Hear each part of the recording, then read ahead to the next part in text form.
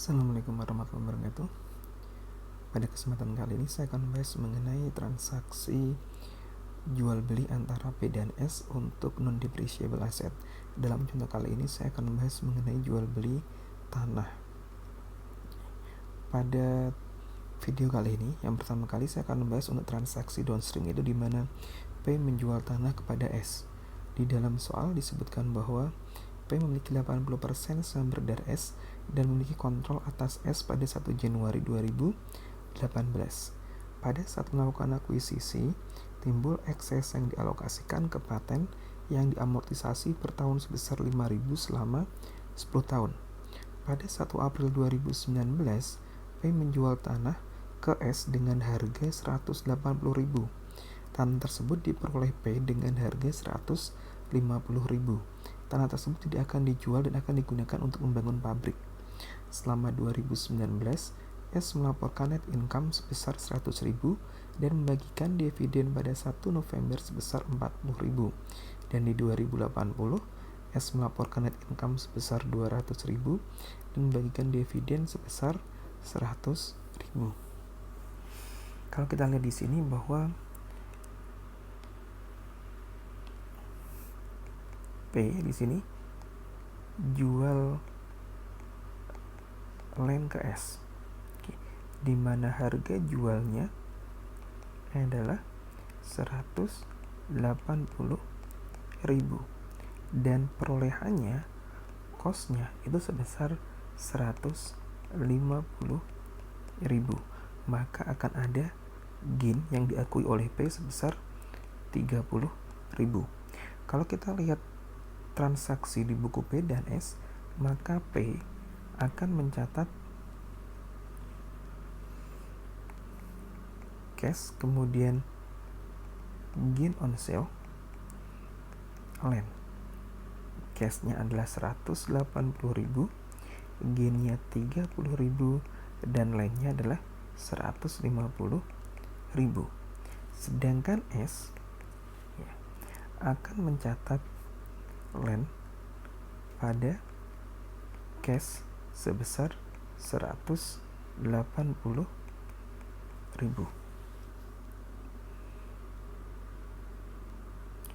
Karena P dan S adalah satu entitas, jadi di sini saya akan fokus pada di laporan konsolidasi.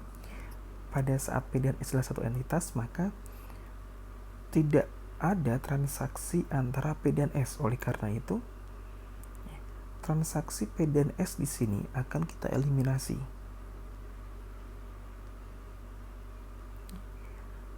Pada saat P menjual ke S dan S tidak menjual ke pihak ketiga, maka gain on sale di sini ini akan menjadi unrealized.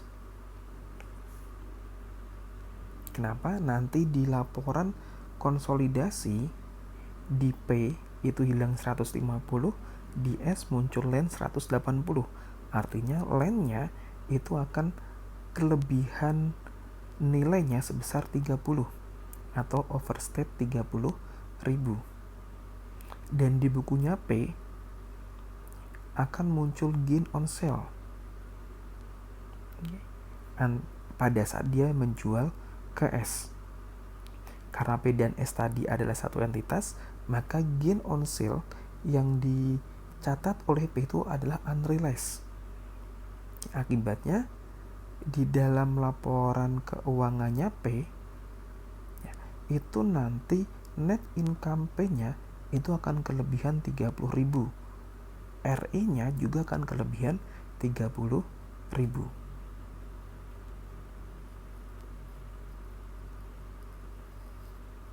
Oke. Kita lanjutkan sekarang.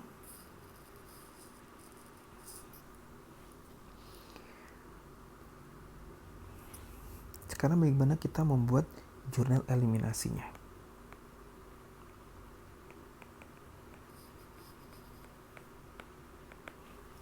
Jurnal eliminasinya berarti tadi kita akan mengeliminasi gain on sale ya.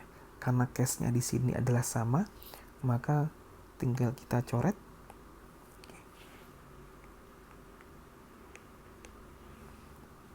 Sehingga masih ada nilai land debitnya 180, di sini 150, berarti ada land kelebihannya di debit 30.000, gain on sale-nya di kredit 30.000. Oleh karena itu di 2019 kita akan menjurnal eliminasi yang pertama adalah gain on sale pada land, yaitu sebesar 30.000. Di 2019 pada saat dia terjadi di tahun penjualan, maka antara cost dan equity baik downstream upstream itu adalah sama jurnal eliminasinya.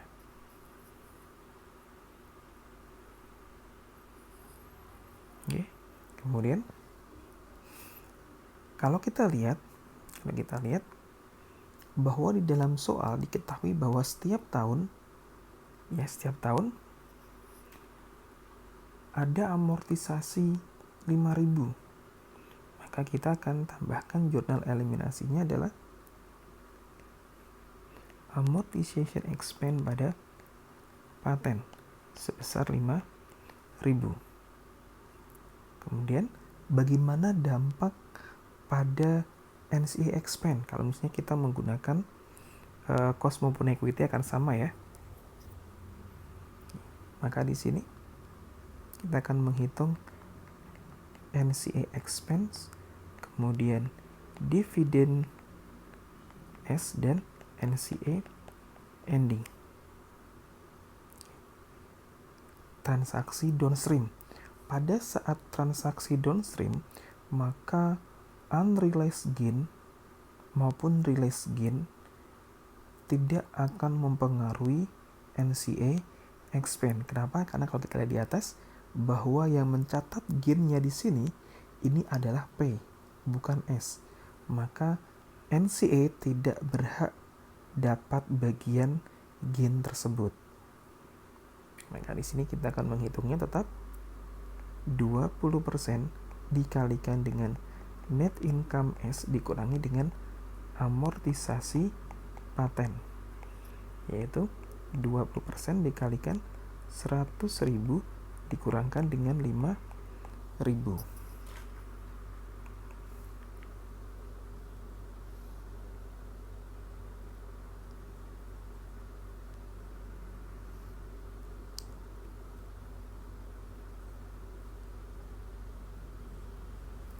Akan ketemu 19.000. Maka di sini 19.000 dividennya berarti kalau kita lihat bayar dividennya sebesar 40.000.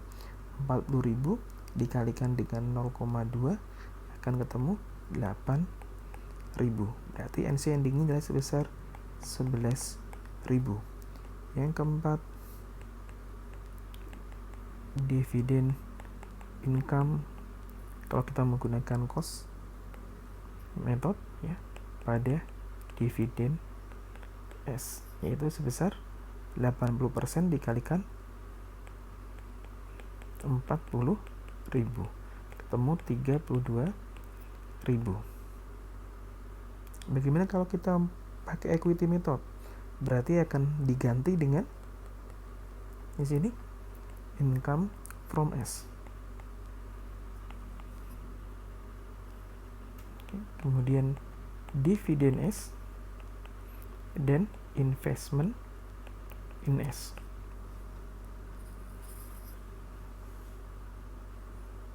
Kita akan menghitung berarti 80% dikalikan net income S-nya dikurangi dengan amortisasi paten di dalam kurung, karena downstream maka unrealized semuanya akan diakui oleh P, maka di luar kurung baru dikurangkan dengan unrealized gain. Oke, di sini 80% dikalikan 100.000 dikurangi dengan 5.000 dalam kurung dikurangi dengan unrealized-nya tadi adalah sebesar 30.000 di sini. Maka di sini dikurangkan dengan 30.000.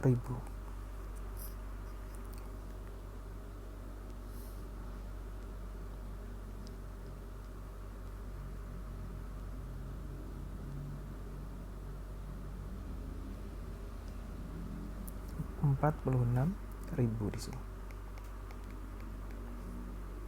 Sehingga di sini kita akan mengisi 46.000, dividen S-nya adalah sebesar 32.000, selisihnya berarti 14.000. Ini adalah apabila di tahun 2019 dampak pada jurnal eliminasi ada di Gain on Sale pada Land, jurnal pertama, kemudian jurnal ke 4 di sini ya, income from S-nya. Apabila dia transaksi downstream, NC Expand tidak mendapat pengaruh atas transaksi downstream tersebut. Di 2019 cost equity method sama jurnalnya. Yang membedakan ada di bagian dividend income dan income from S. Namun untuk transaksi lainnya adalah sama. Ini jurnalnya. Sekarang bagaimana di 2020?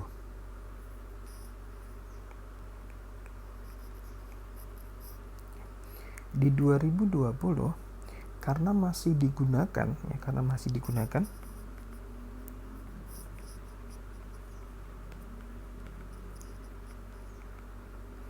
maka di bukunya S Land akan tetap dicatat sebesar 180.000. Artinya nilai Land itu masih overstate sebesar 30.000.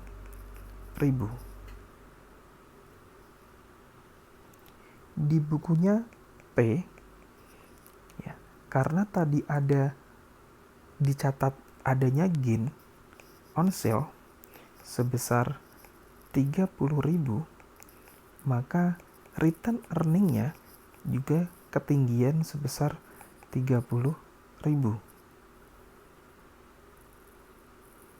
Oleh karena itu harus kita eliminasi kalau kita menggunakan cost method. Oke, kita pakai cost method terlebih dahulu. Oke, maka jurnal yang pertama, jurnal eliminasinya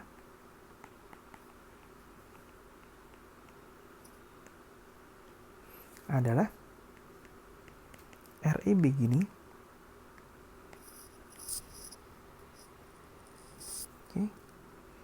pada Land sebesar 30.000 supaya nanti di buku konsolidasi nilai Land-nya itu akan kembali 150.000 dan nilai RE yang terlalu tinggi di P itu akan menjadi dikurangkan sebesar 30.000 supaya nilainya menjadi benar. Kemudian yang berikutnya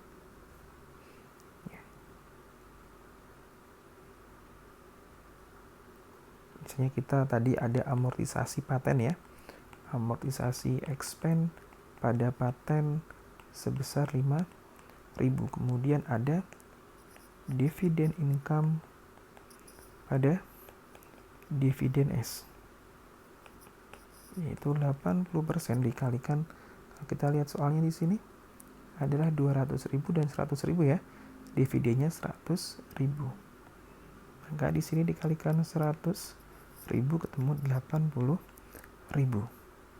Kemudian dampak ke NC Expand-nya tidak ada. NC Expand, kemudian dividen S dan NCA ending. Maka di sini tetap 20% dikalikan dengan 200.000 net income S dikurangi dengan 5.000.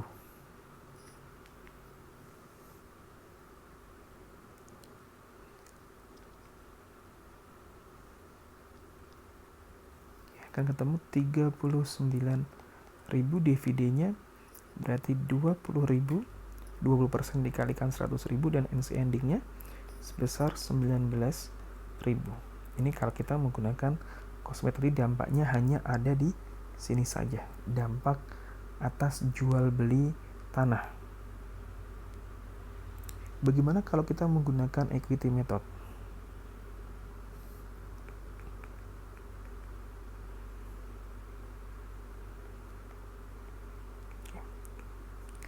Pada saat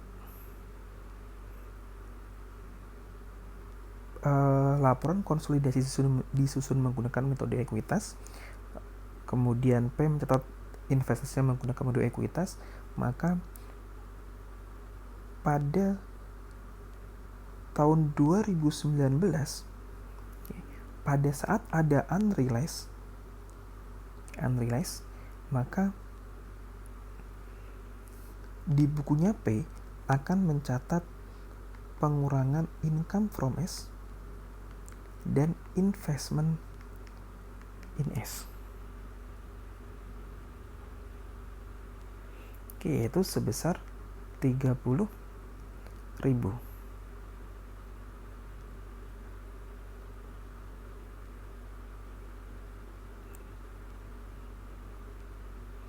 Dampaknya nilai investasi itu adalah understate sebesar 30.000. Oleh karena itu, di jurnal eliminasinya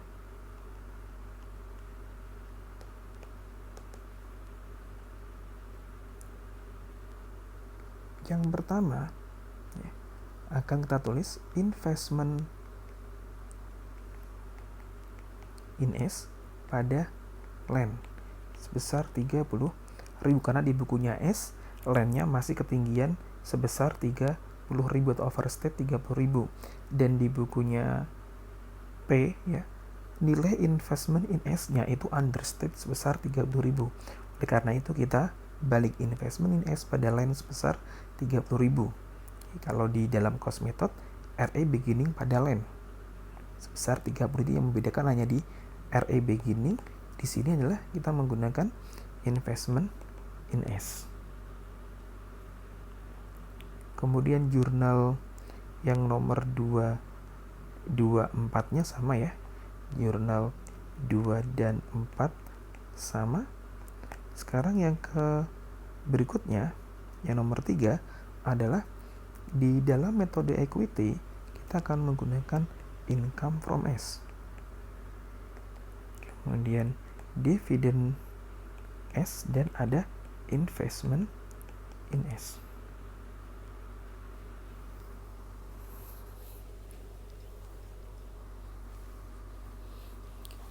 Karena masih digunakan oleh S, maka tidak ada realisasi gain, maka masih menjadi unrealized ya, dan dia sudah di adjust ya di 2019 dengan mengurangkan land dan menghapus gain. Oke, kemudian di awal tahun 2020 sudah mengurangkan land dan sudah membalik investment in S. Karena itu di 2020 kita akan nulis 80% dikalikan 200.000 dikurangkan dengan 5.000.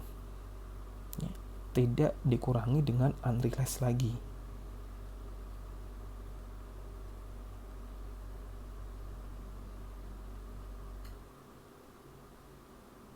Oke, kenapa? Karena di dalam bukunya P di 2020 tidak mencatat gain on sale lagi, dan dicatat hanya di 2019 saja, maka 2020 tidak kita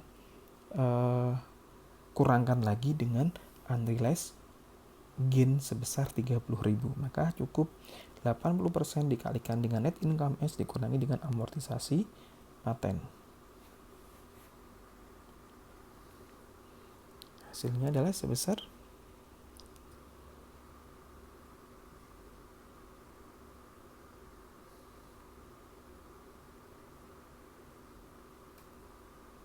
156.000 di sini. Di sininya 80.000. Berarti di sini 76.000. Ini adalah jurnal eliminasi yang dibuat pada laporan konsolidasi tahun 2019 dan tahun 2020 ya. 2020 baik menggunakan cost method maupun equity method untuk transaksi downstream. Sekarang bagaimana di bukunya P apabila P menggunakan metode ekuitas? Maka kalau ditanya bagaimana penyatatan metode ekuitas di bukunya P, maka di 2019, sekarang kita fokus di bukunya P. Kita lihat di 2019 yang beda hanya di catatan income from S-nya saja ya. Maka 2019 yang pertama bagian net income dulu. Bagian net income kita akan nyatat investment in S pada income from S.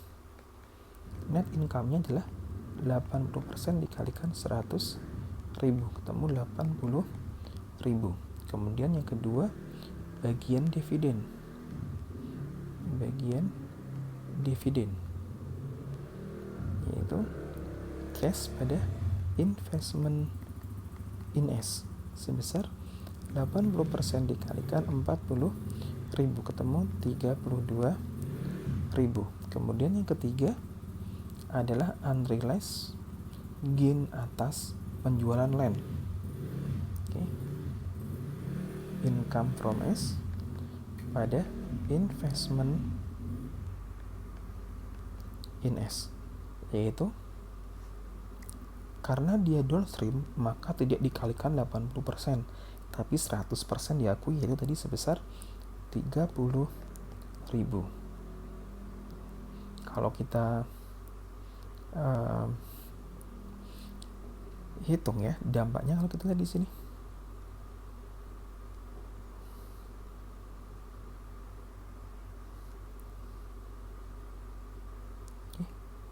46.000 ya. Kemudian yang di sini nanti kita akan hitung. Sebelum kita hitung berapa income from S-nya, kita ada bagian paten, yaitu income from S pada investment in S.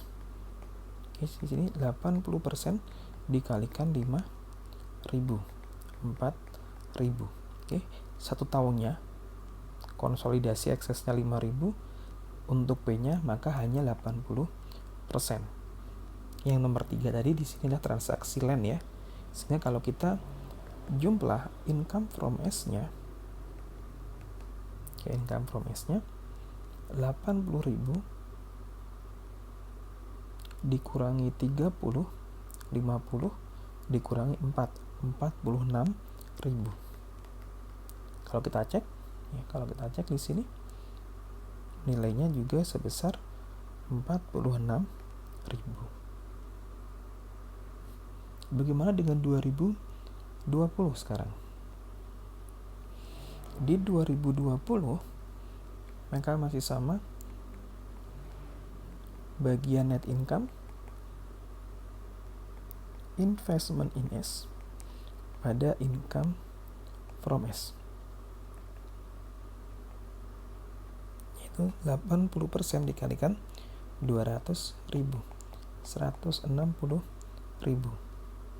Kemudian yang kedua bagian dividen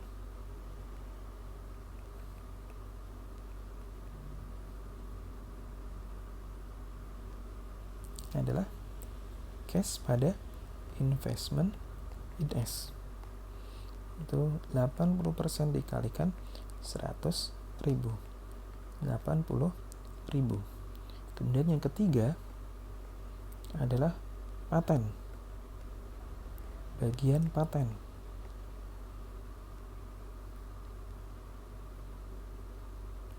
Income from S pada investment in S. 80% dikalikan dengan 5.000. Ketemu 40.000. Kemudian kita lihat di sini. Di 2020 nilai income from S-nya 156.000. Kalau kita cek ya, 160 dikurangi dengan 4.000 ya. Ini 4.000. Yaitu income from S 2020 160 dikurangi 4.000, 156.000. Artinya di jurnal eliminasi dan jurnal di bukunya P itu sudah sama. Oke. Ini adalah dampak dari jual beli downstream tanah untuk tahun penjualan dan 1 tahun setelah penjualan.